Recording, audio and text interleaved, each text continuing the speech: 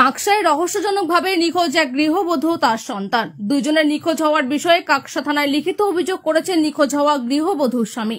ঝাড়খণ্ডের রাঁচির বাসিন্দা নিখোঁজ হওয়া গৃহবধূর স্বামী মনোজ মাহাতো জানিয়েছেন, বেশ কয়েক মাস ধরে তিনি কাকসার ডাকবাংলো মনোজপল্লী এলাকায় ভাড়া বাড়িতেই থাকতেন। তিনি পানাগড় বায়ুসেনা চাউনিতে সিভিলে গাড়ি চালক হিসেবেই কর্মরত। বৃহস্পতিবার সকালে তিনি কাজে যান। দুপুরে বাড়ি ফিরে এসে তিনি দেখেন তার 7 বছরের ছেলে সহ তার স্ত্রী নিরুদ্দেশ।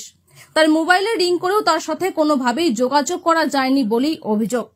পরিবারের সদস্যদের বিষয়টি জানানো হলেও তারাও তার স্ত্রীর কোনো খোঁজ দিতে পারেনি বলেই অভিযোগ।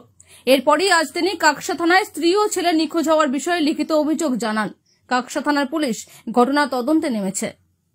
कांकसा থেকে আব্দুল মোতালিবের রিपोर्ट। दुर्गा क्या घटना घटा?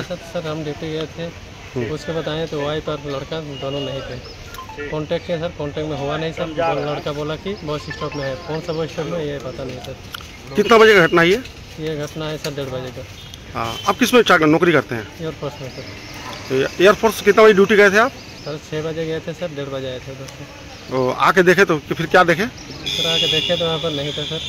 कॉल रिसीव कॉल किया, कॉल भी नहीं लग रहा था। 4 बजे बात हुआ था, वो लड़का बोला कि बस स्टॉप में है सर। ये पता नहीं चला कौन सा बस स्टॉप? जी सर जी।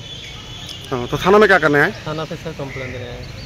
कंप्लेंट हो गया हो गया सर। क्या बोले सर लोग? सर ने बोला आगे कार्रवाई करेंगे। ठीक। आपका नाम? मनोज माथुर। आपका मिसेस का नाम? जानकी कुमारी।